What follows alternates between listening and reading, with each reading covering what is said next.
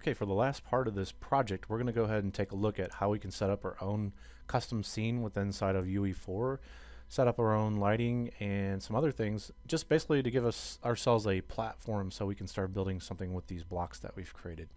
So we're going to make a new level, so we're going to say File, New Level, and at that point you can choose from these different options that they've got, and we've got this default, and we've got this VR basic, and we can do an empty level. Let's go ahead and we'll do the default because it's kind of nice. It's going to give you a player start to start off with. It's going to give you a platform that basically you can start having your character walk around on. It's also going to have, you know, this sky in here, and it's also going to have, you know, basically some clouds and everything. So it gives kind of a nice little setup. Now what we could do is if we went to our materials, if we went to our basic cube material that we started off with, if we make a new instance for that and right click it and say create material instance, and we say m_floor inst for instance, let me get rid of that character there, and we do that, and then at that point we should be able to drag this up on here like that, and it'll assign it. So basically I just want to get the floor to where it's just kind of some neutral kind of gray, and we've already got that. Now if we wanted to kind of tweak any of the parameters like what we've done before, we can do that at that point. Maybe I want the floor to be just a little bit darker, something like that, and maybe we take the metallic. No, well, I guess we'll leave the metallic alone. We can also hit these little refresh buttons and it'll put it back to whatever the default value is for that. So that's kind of cool. So maybe I'm just trying to get maybe just this thing to look just a little bit more reflective at that point. And we'll go ahead and hit save for that. And so that'll set up the floor for us.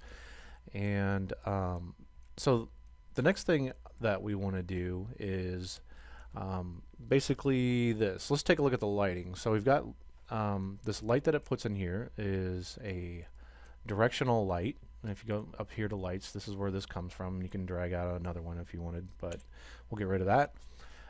This directional light is set to probably cast shadows, and if we type in shadow right in here, actually I should have this thing selected. So there's shadow. If you see here, it'll find anything that's related to shadows. This is currently set to station. That's kind of like the middle road, like for how expensive that lighting will be. This is the cheapest lighting, but then this one will be, if it's set to movable, it's purely dynamic, and that's kind of what I want. I want the light to be completely dynamic, so anything that we put into the scene is automatically going to cast a shadow for us and everything like that. So I'll hit escape to get out of there. And if you want to play with the intensity, you can do something like that. If you see up here in the world outliner, I like to start to organize things a little bit. So right off the bat, you see there's this atmospheric fog. So anything that's like lighting and atmosphere, I like to select that. So I'll select this, hold down control, select this other one, hit the little icon here for the folder, and call this atmosphere and lighting, like that. I'm sorry, I'm just a horrible typer, but that's fine. Atmosphere and lighting, and you can see now that these things are in here. You can turn them on and off, and it's really only going to toggle the visibility of something within the viewer here. If you toggle it off and then you play, it's not going to have that effect. So there are some different things to show or hide things within the actual game. So if you select it here, if you go to the details area, if you scroll down, there should be this rendering. So it's visible, and you can turn that on or off. And if you want it to be, that's basically to control in the editor. If you want it to be hidden in the game, you toggle this thing off here. So now if I play, it shouldn't actually be on in game. So let me turn off visibility and then we'll play. And now you can see the visibility and its hidden in game are actually working for that. So that's how that works here. Now if you want, you know, I might make a folder and just call this geometry or geo or something like that, and you can even make folders within the folders. So this is like everything for the ground. I could do something like that. If I want to organize things for gameplay, like that, this is the player start. That's where the player will start on here. So if you wanted the player to start in a different spot, you could do that. Now if I hit the space bar, you can see that this got this arrow kind of direction. That's the direction that the character is going to face whenever it actually goes into the world. And then we've got this sky sphere, and this is actually a I'm pretty sure this is a blueprint. Let's see here. Yeah, so it's a blueprint that they've got set up here, and this blueprint basically lets you do things for changing colors in the sky and things like that. So if you want to play around with that, you can. But let's see, I will just call this, let me rename this. So you can double click in here, and I'll just call this world like this. I'll throw this sky dome in here. So we've got the ground, and then maybe I'll make a folder for this, call this sky, like that. And the other thing kind of like to do, if we take one of our meshes, and let's just throw it in here just so we can get a frame of reference here.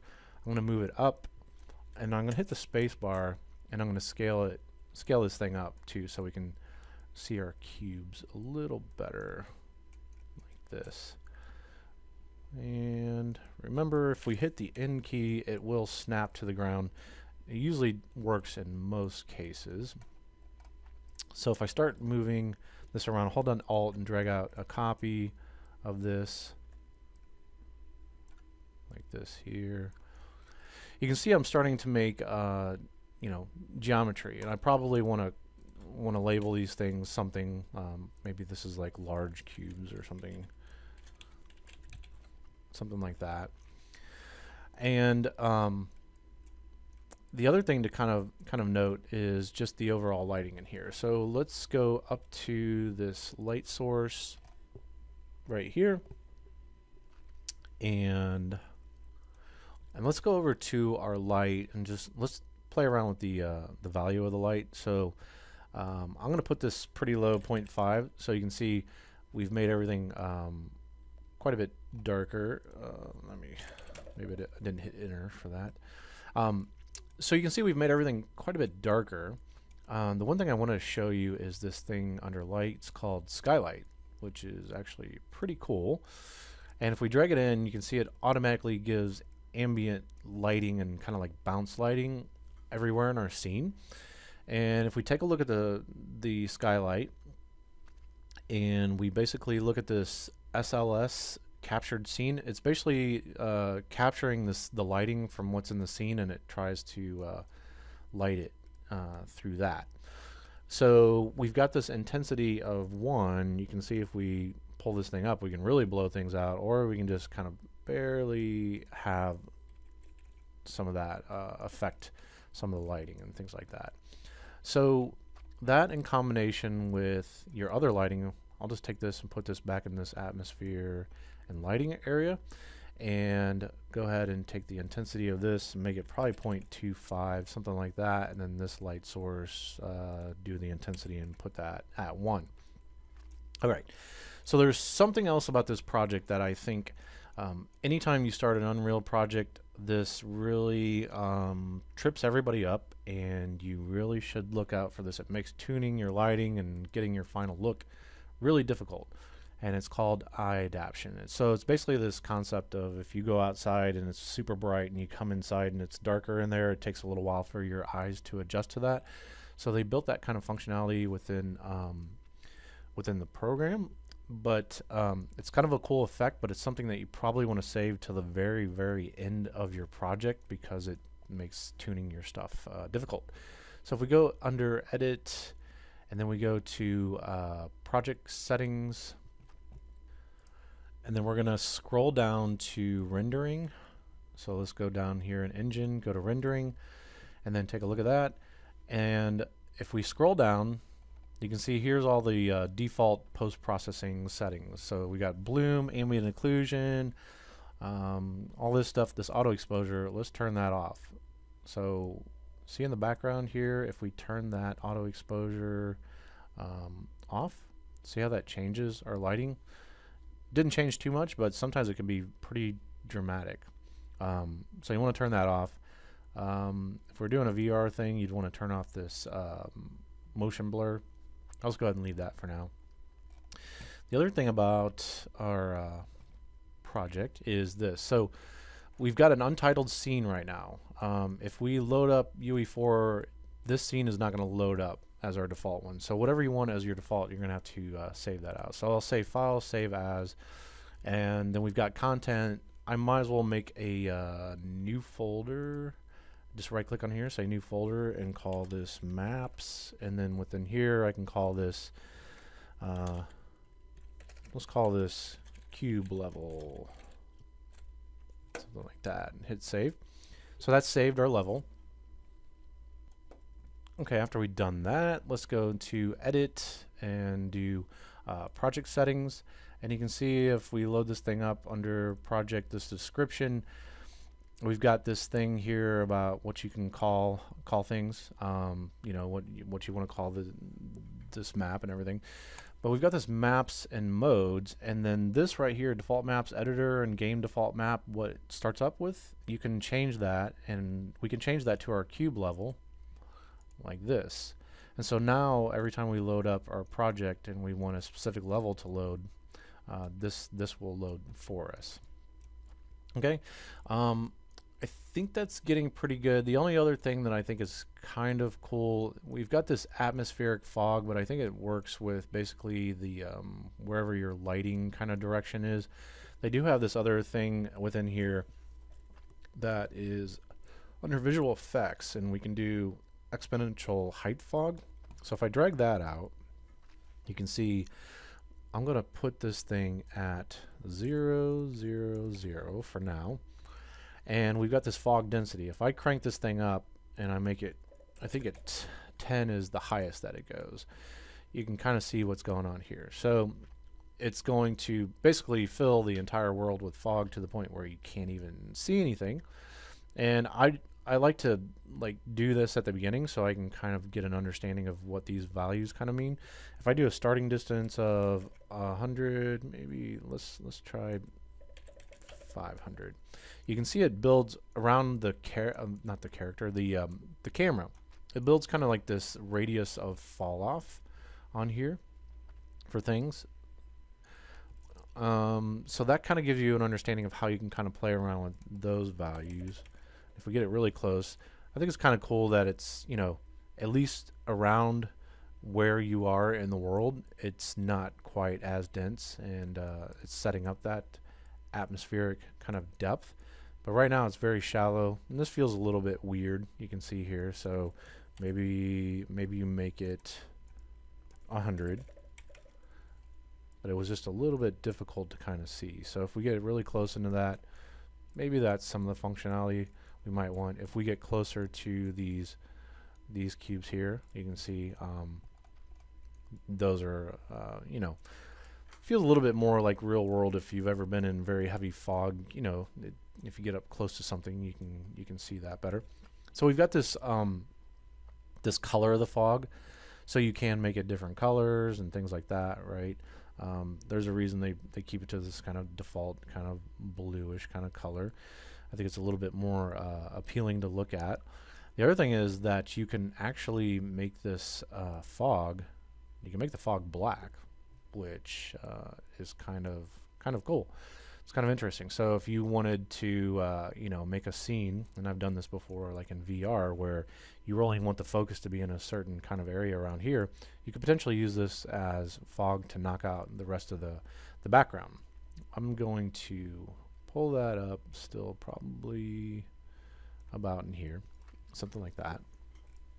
And again, if you want to get back to the default values of this, you could always hit this little thing and get back to it. The other thing is this fog height fall off. So it says height density factor controls how the density increases as height decreases. Smaller values make the visible transition larger. So think of this as a gradient going from the ground up to the sky. And it says the smaller the number is, this bigger this gradient is. That's how I take it. So if we do something like 20, or actually it only goes up to 2. So that's the highest number it goes to. Now, it's actually doing this shallow gradient, but it's up in the air somewhere. So we need to start bringing this thing down in Z. So this dimension here. And it's not going to work by just clicking and dragging it down, because it needs to go down pretty far. So we'll do -1000. Let's try that. And you can see how that made quite a bit of a difference right there at that point. And then we could do like -2000 and try that. Now you see in the horizon how you're starting to see that there's fog everywhere, but it's kind of building a horizon line at that point. This is a way that you can basically, if you have a sky dome or something like that and you see a bunch of clouds that are underneath and everything else like that, this is a way that you can kind of hide this. So now we've got some fog that's in the world, and I don't like how it's, this is pretty light here. So maybe we go, instead of -2000, we'll do -1500, something like that. And then now this is pretty dense for the fog, so now I can kind of take this and knock this back a little bit. So let's do 2 or something like that, or even try 1, something like that. I think that's working pretty good. Again, if you want heavier fog, you're gonna have to start cranking up those values like this. And then we got this indirectional scatter, which is kind of this yellowish kind of color. Maybe if I wanted to make it maybe a little more orange or something like that. Again, you can see how this is reflected in the area where the light source. So this blueprint in the sky is just set up to work with the directional light, wherever the directional light is in the scene. So we'll click this light source, and here it is. And you can see if we do this with the light, if we rotate it and make it even more shallow like this, you can see that this gradient has changed for us. And if we move it over like that, all the lighting's updating except for the position of the sun, and that's because it's on this blueprint. If we select the sky sphere like this and we say refresh material, see how it's going to change the position of the sun, and it actually updates the colors based off of this. So you could do something that feels like day-night cycles and stuff like that. It just has to be updated with this because we're not continually doing anything in the editor. It's we can turn on real time, which is already on, but it needs to have something within the game telling it to update like every frame or something like that. So don't want to get like too deep into that, but it's just like if you want to play around with some of these settings and things like that, you're able to kind of do that. So if we put this cloud speed at like 20, now we've got some moving clouds and stuff like that. So this is pretty nice, like setup for just starting off. Something else that I can tell you that will probably be beneficial to you when you're first starting off in Unreal. Go ahead, and if you set up a camera and you get things positioned, you can hit Control 1 and set up a camera. And if we move to another location, we can hit Control 2, and we'll do one more. We'll do it from this back side, like this, and we'll hit Control 3. Now if you tap 1, 2, or 3, those cameras are stored as hotkeys. Now why this becomes important, sometimes like if you select this sky dome and tap F and you accidentally like zoom way out in the world, it would really stink to try to move all the way back into the original place. Now, if those hotkeys are set up, I can just tap 1, 2, or 3, and I can get back to those hotkeys. So that's why I like to set that stuff up at the very beginning. So if you just pay attention to a few of these things that we've talked about in here, I think it's really going to help you for the rest of your time in Unreal.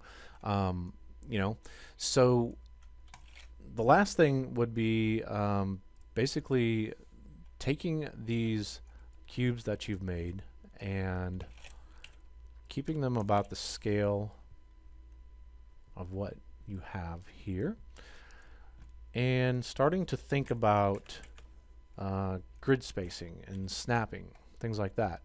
So we can take this, we can move it up. We already know if we hit end, it'll snap to the ground. Let's put this at a whole number like 20, and you can see that we do have grid snapping turned on right here. If you don't want grid snapping on, you can just do this and move it around and hit undo for that. But with the grid snapping, you can see if I move this, it's going to move it in increments of 10, and we made that cube that size, so you can see how it's just moving this thing here like that. So that comes in pretty handy. So say I want to hold down Alt and I drag out a copy of this, hold down Alt again and drag out a copy of this, and then now maybe I'm just moving these things here, and I want to basically use this for spacing like this. And I'll do one more here. I'll just select this one and delete it. And again, we're making a bunch of cubes and it's throwing it in this area. If you want to be organized with things, you can make a group and call this cubes, something like that. And then now that I've got all these, see what's kind of nice about organizing is that I can just come in through here and I could get pretty easily to this. Select this one, hold down Shift, and then select all these. And now I can hold down Alt and drag out copies of this, and I'll just move this over like this. And I'll do the same for this. Oops, so I'm just holding down Shift and adding to that selection. Hold down Alt, and I'll click up like this.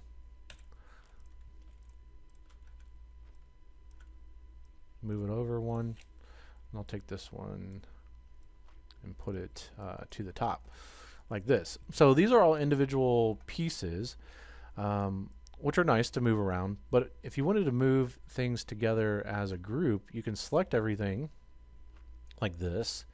You can right click over it and you can go to group. So there's some different things for grouping. So we'll just group this, and you can see now if I select anything else in the world, I can select this as a group, and now when I hold down Alt and click and drag out, you can see that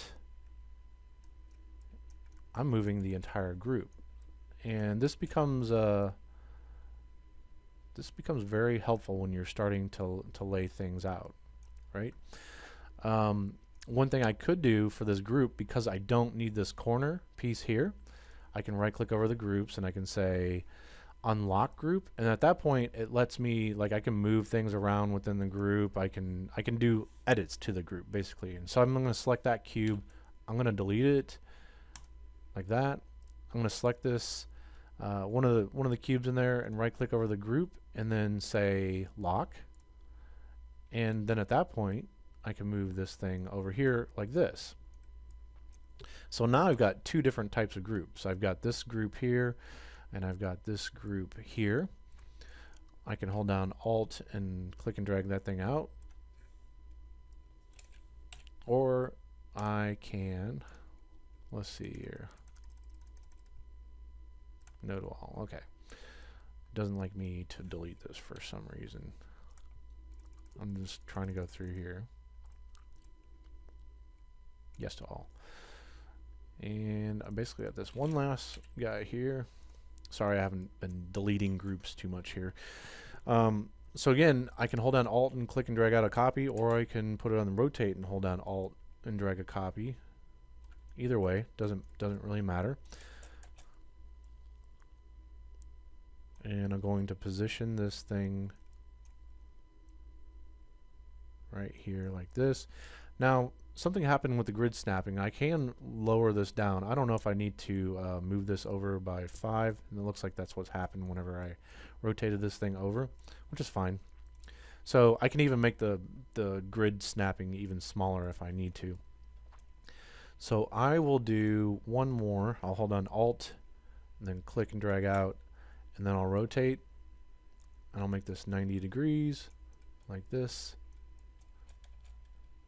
and then I'll move this here, and it looks like because I've got a cube here on the end and in there, I don't need this guy here. So I'm going to right click inside of groups, unlock, select this, delete it, go back to the groups, then I'll lock it again, and then now I can just move this thing back into space. And it looks like I need to change my grid snapping, and I'll move this over like that and put this back to 10.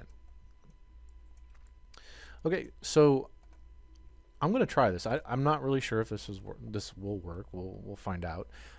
Since I've got this thing grouped, if I select a material and then put it on here for these cubes, yeah, that's kind of cool.